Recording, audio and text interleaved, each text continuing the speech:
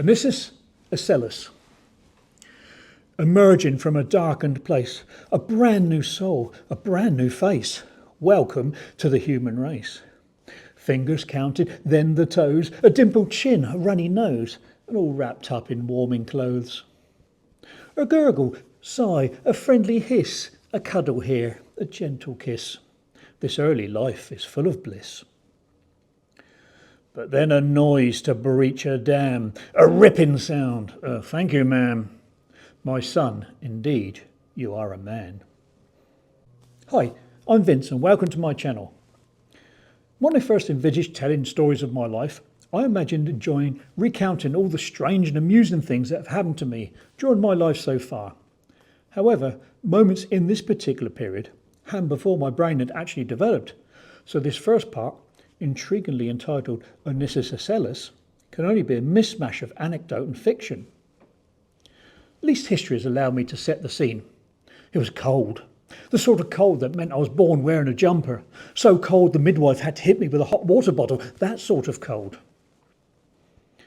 On the day of the biggest ever man-made explosion in history, I kid you not, I clearly made a spectacular entrance. Allegedly born around 3 a.m. on a Monday morning near the end of October, early in the 1960s. Yes, I'm that old. I can't verify this details, as I wasn't wearing a watch at the time and my eyes were full of afterbirth, so I couldn't read the bedroom clock. I guess I must have been premature, as Halloween always falls right at the dead end of the month. For those that care about these things, this makes my star sign Scorpio and my birthstone topaz a rather mucky orange hue. The Chinese would say I was born in the year of the skunk or something like that, and certain religious sects would swear I used to be a toad in a former life. I've checked between my toes and I don't think they could be described accurately as webbed. I was certainly born Homo sapien, not newt.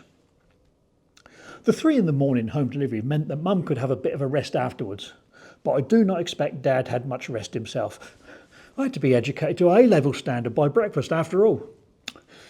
Just kidding. I doubt that even been to O-level standard. Come to think of it, I don't think it was to O-level standard when I passed my O-levels. But I might just be getting slightly ahead of myself here.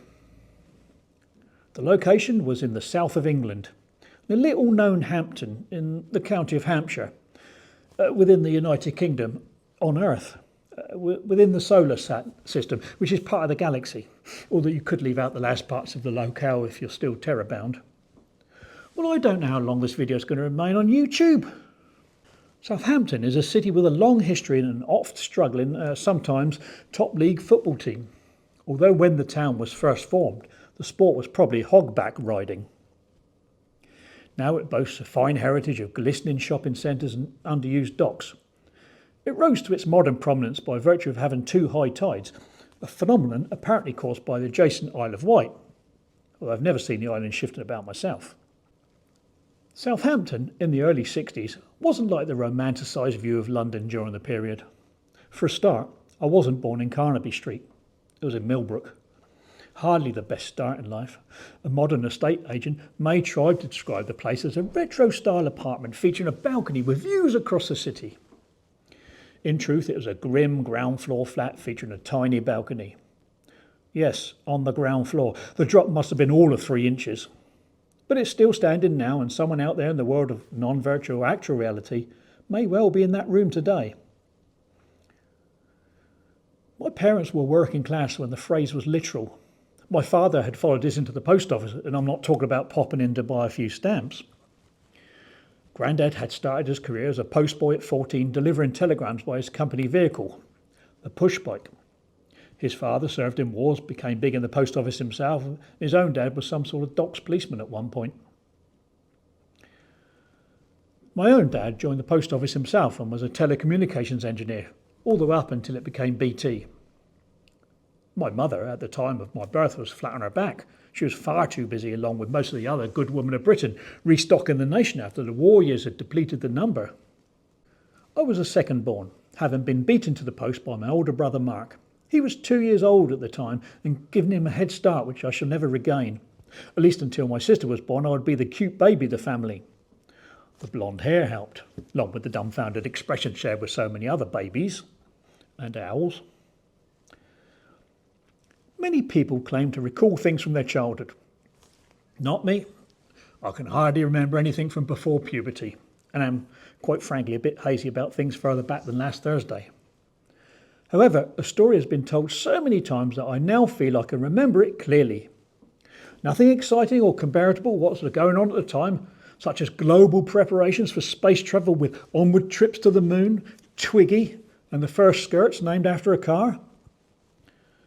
Personally, I was, about this time, I am reliably informed, once found chewing on a woodlouse. If it happened today, my mum would be up in front of social services before you could even say, "Can I have ketchup with that Oniscus Asellus, please?" So that's it. The beginning of an entire childhood, summarised in a debatable woodlouse scoffing anecdote. Hardly the encouragement for you to like and subscribe. Unless you're sore rebel I am, of course. See you all again.